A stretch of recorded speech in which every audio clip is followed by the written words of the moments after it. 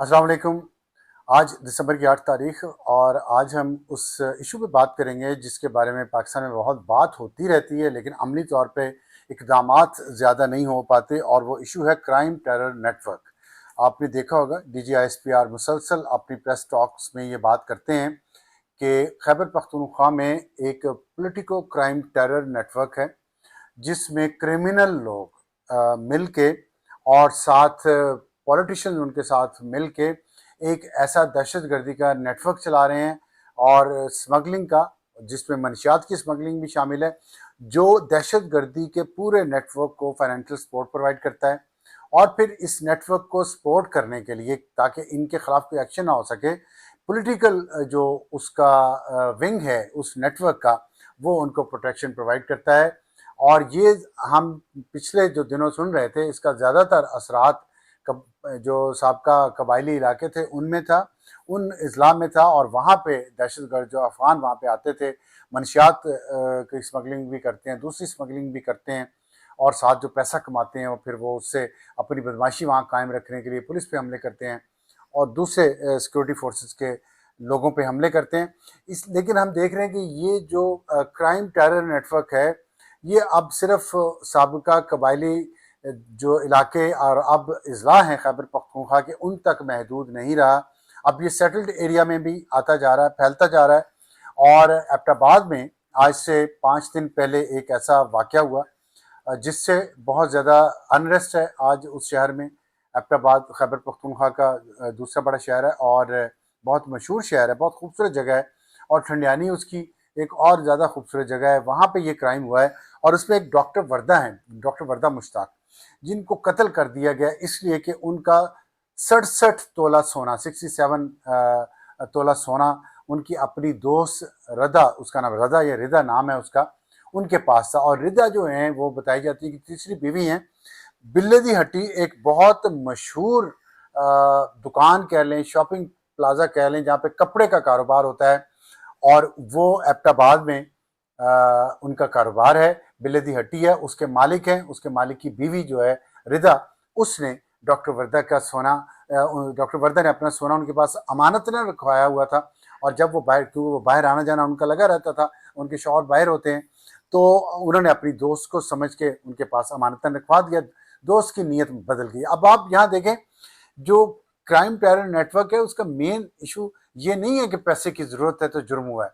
Main उसकी वजह लालच है। और इतने अमीर ये बिल्ले दी हट्टी जो है, ये बहुत बड़े ताजर हैं एबटाबाद के, और बड़े असर और रसूख वाले ताजर हैं, मुकामी नहीं है वहाँ के, लेकिन वहाँ इन्होंने दुकानें बनाई हैं। और जो कपड़ा बेचते हैं उस पर बाज़ लोग ये इल्ज़ामात लगाते हैं कि मुबैना तौर पर बहुत सारा कपड़ा स्मगलिंग का आता है, और वो अफगानिस्तान की स्मगलिंग से भी आता है, और चीन से जो स्मगलिंग होती है उससे भी आता है। और इसीलिए आपको पता है कि एबटाबाद में, हम सबको पता है कि शाहराह कराकोरम पे बहुत सारी ऐसी जगह हैं जहाँ पे स्मगल्ड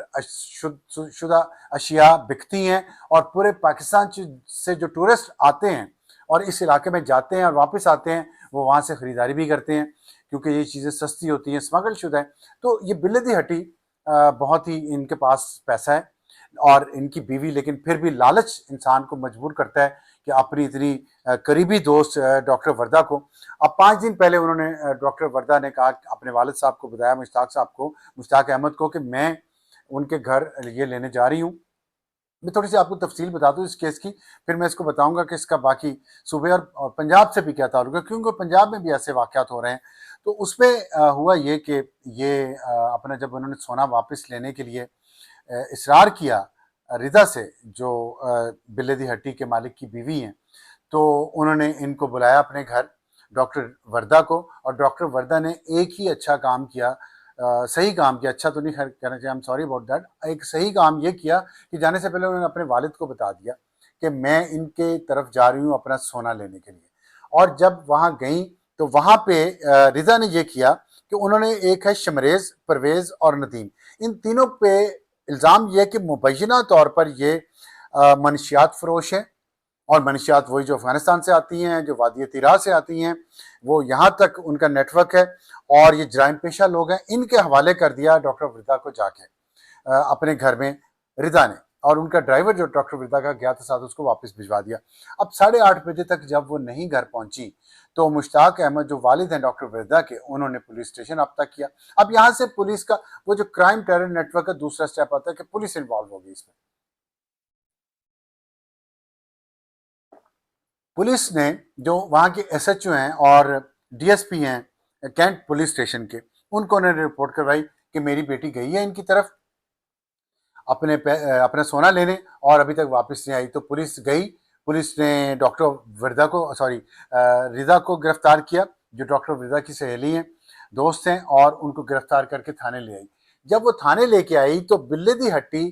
کے جو لوگ ہیں وہ بہت انفلوئنشل ہیں، بہت پیسے والے ہیں، اور پیسہ ظاہر ہے یہ تو ایف بی آر کو بھی دیکھنا چاہیے کہ ٹیکس کتنا دیتے ہیں وہ۔ یہاں ہے وہ کرائم ٹیرر نیٹ ورک، جو لوگ جرائم میں ملوث ہوتے ہیں اکثر ان میں سے ٹیکس چور بھی ہوتے ہیں۔ دیکھ لیجئے گا یہ کتنا ٹیکس دیتے ہیں، ان کی سیل دیکھیں، ان کی شہرت سنیں، کتنا ان کی وہ کاروبار پھیلا ہوا ہے، اور یہ ٹیکس کتنا دیتے ہوں گے یہ ایف بی آر ہی جانتا ہے، اور ایف بی آر کے لوکل لوگ وہ بھی ان کے ساتھ ملے ہوں گے، وہ بھی پیسہ کھا رہے ہوں گے۔ تو یہ جب پولیس ان کو گرفتار کر کے لے آئی تو بلے دی ہٹی کے جو مالک تھے انہوں نے اپنے لوگوں کو اکٹھا کیا، تاجروں کو۔ اب تاجر مافیا، تاجروں کو بھی سوچنا چاہیے، بڑے نیک لوگ ہوتے ہیں، بڑے اچھے لوگ ہوتے ہیں، نمازی، پرہیزگار، ٹیکس نہیں دیتے وہ الگ بات ہے، لیکن تو وہ کیوں ایک اس طرح جا کے تھانے گئے، اور وہاں جا کے، اور ایک صحافی بھی ہے وہاں پہ، اس کا نام بھی لینا چاہیے، صحافی بھی ساتھ گیا ان کے، اور وہ صحافی تاجر بھی ہے، تجارت بھی کرتا ہے اور رپورٹنگ بھی کرتا ہے ٹی وی چینل کے لیے۔ تو یہ ایک الگ سے نیٹ ورک ہے، یہ میڈیا ٹیرر نیٹ ورک الگ سے ہے، crime media terror network, اور اسلام آباد میں بھی بہت، پورے پاکستان میں ہی ہے۔ تو وہ بھی ساتھ گیا ان کے، اور انہوں نے جا کے وہاں سے رضا کو چھڑوا لیا اور ان کو واپس گھر لے آئے، یہ جو بلے دی ہٹی ہے تو ان کے مالک۔ اور جب وہ گھر آ گئی تو اس وقت تک ڈاکٹر وردا زندہ تھی۔ اس کے بعد یہ رضا نے اس کو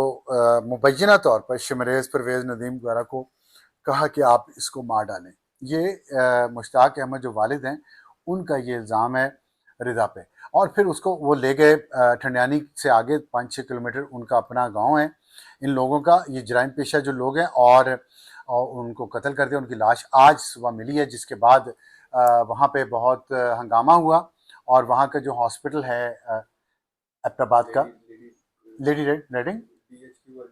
ڈی ایچ کیو ہاسپٹل، وہاں وہ ملازمت کرتی تھیں ڈاکٹر وردا، وہاں کے ڈاکٹرز نے، نرسز نے، اور تمام سٹاف نے شارع قراقرم بلاک کر دی، اور 6 گھنٹے تک شارع قراقرم بلاک کی ہے۔ پولیس کے خلاف مظاہرے کیے، انہوں نے حکومت کے خلاف نعرے لگائے، اور اس سے اب یہ آتا ہے وہ پولیٹیکل جو نیٹ ورک کا جو پولیٹیکل اینگل ہے وہ آتا ہے کہ یہاں پہ بتائیں کہ پچھلے 13 سال میں خیبر پختونخوا میں دعویٰ یہ کیا گیا کہ وہاں کی حکومت بہت اچھی ہے، وہاں کی گورننس بہت اچھی ہے، تو خاک گورننس اچھی ہے کہ لوگوں کی زندگیاں محفوظ نہیں ہیں، اور پولیس اور ڈی ایس پی انہوں نے مل ملا کے نکال دیا۔ بیچارے مشتاق احمد وہ جو والد ہیں ڈاکٹر وردا کے، وہ رو رہے ہیں سڑکوں پہ، انہوں نے سڑک بلاک کی، مظاہرہ کیا، اور مطالبے ان کے 2 ہیں، ایک ایس ایچ او کو برخاست کیا جائے، ڈی ایس پی کو برخاست کیا جائے، اور مشتاق احمد یہ الزام لگا رہے ہیں کہ انہوں نے مبینہ طور پر پیسہ لیا ہے ان ملزمان سے ان کو چھوڑنے کے لیے، اور یہ پیسے کی وجہ سے انہوں نے ہماری بیٹی کی جو قتل ہوئی ہیں وہ اس وجہ سے ہوئی ہے کہ انہوں نے رضا کو چھوڑا، اگر نہ چھوڑتے اور ڈاکٹر وردا کو واگزار کروا لیتے، ریکور کر لیتے، تو ان کی جان بچ سکتی تھی۔ لیکن پولیس ظاہر کرپشن میں لتھڑی ہوئی ہے، اور جب ہم کرائم ٹیرر نیٹ ورک کی بات کرتے ہیں تو یہ سارے ایلیمنٹس اس میں آتے ہیں، تو وہ نہیں ہوا۔ اب پولیس نے وہاں پہ یہ کہا ہے کہ مظاہرین کو انہوں نے درخواست کی ہے، جی آئی ٹی بنا دی گئی ہے، اور اس کی رپورٹ آئے گی، اس کی رپورٹ کی روشنی میں باقی اقدامات اٹھائے جائیں گے، کیونکہ مظاہرین نے یہ کہا ہے کہ ان کو معطل کیا جائے اور دہشت گردی کا پرچہ درج کیا جائے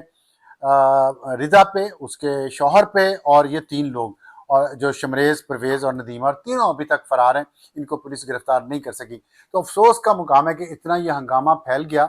اور سوشل میڈیا پہ بہت بات ہو رہی ہے اس پہ، ان کی جو سی سی ٹی وی فوٹیج ہے ڈاکٹر وردا کے ہاسپٹل سے جاتے ہوئے وہ آ گئی باہر، تو اس کے بعد یہ سارا معاملہ ہوا ہے، اور آج ان کی ڈاکٹر وردا کی لاش بھی ریکور ہوئی ہے، 2 ان کے بچے ہیں چھوٹے چھوٹے، تو بہت ہی ایک ظلم ہوا ہے لوگوں کے لیے اس ملک میں کوئی اچھی خبر نہیں ہے۔ اور دوسری جو میں پنجاب کا بتا رہا تھا، قصور میں وہاں جمعے والے دن یہ ہوا کہ ایک ریپ وکٹم تھی، اس کو پولیس کانسٹیبل نے ریپ کیا اور اس کا کیس عدالت میں چل رہا تھا۔ اور ہماری عدلیہ کا حال دیکھ رہے ہیں کہ یہاں اسلام آباد کی جج جو ہیں انہوں نے اپنے سینئر جج محمد آصف کے بیٹے ابو ذر کو، جس نے 2 بچیوں کو قتل کر دیا اپنی لینڈ کروزر، اس کا بھی نہیں پتا کہ ٹیرر کرائم نیٹ ورک میں وہ لینڈ کروزر کسٹم پیڈ ہے یا نہیں کسٹم پیڈ۔ ابھی تک اتنی اخلاقی جرت نہیں ہے پوری حکومت میں کہ بتا سکیں کہ وہ کسٹم پیڈ ہے یا نہیں ہے۔ اس جج کے پاس جو لینڈ کروزر V8 تھی اور دبا کے بیٹھے ہوئے ہیں، تو اس کے نیچے کچل کے مار دیا اور جج صاحبہ نے فٹافٹ اس کو کنڈی لگا کے، شائستہ کنڈی نے کنڈی لگائی عدالت کی اور اس کو میڈیا کو باہر نکال کے اس کو رہا کر دیا، صلح کروا دی۔ جس طرح بھی ہوئی یا کروائی جو بھی ہے، کچھ میڈیا کے سامنے کرواتے نا، کنڈی لگانے کی عدالت کو کیا ضرورت تھی؟ خیر، یہ ہے وہ ٹیرر کرائم نیٹ ورک میں یہ جوڈیشری گردن تک دھسی ہوئی ہے۔ اور وہاں قصور میں بھی یہی کیا، جج نے اس پولیس کانسٹیبل کو رہا کر دیا۔ اس کو رہا کیا تو اس لڑکی نے خودکشی کر لی جمعے والے دن، اپنے آپ کو آگ لگا کے۔ یہ ہے غریب کی زندگی، عام آدمی کی زندگی، کمزور کی زندگی، جس کے پاس رابطے نہیں ہیں، کانٹیکٹس نہیں ہیں، ان کی زندگی یہ ایسی گزر رہی ہے۔ تو یہ پتہ نہیں کب ہارڈ اسٹیٹ بنے گی ایسے طاقتور لوگوں کے لیے، ججوں کے لیے، پولیس کے لیے، ایسے سیاستدانوں کے لیے جو اور سرکاری افسروں کے لیے، چاہے ملٹری کے ہوں چاہے سول کے ہوں، ان کے لیے ہارڈ اسٹیٹ یہ کب بنے گی؟ جو اس کرائم ٹیرر نیٹ ورک پورے پاکستان میں پھیلا ہوا ہے، صرف یہ قبائلی علاقوں میں نہیں ہے، پورے پاکستان میں ہے، اس کی شکلیں مختلف ہیں اور ان شکلوں کا شکار پاکستان کے عوام ہے۔ تو آج کے لیے اتنا ہی، باقی مزید ٹاپکس ہیں، سبجیکٹس ہیں، خبریں، اس پہ ہم آپ سے بات کریں گے کل صبح۔ تب تک کے لیے اجازت، خدا حافظ۔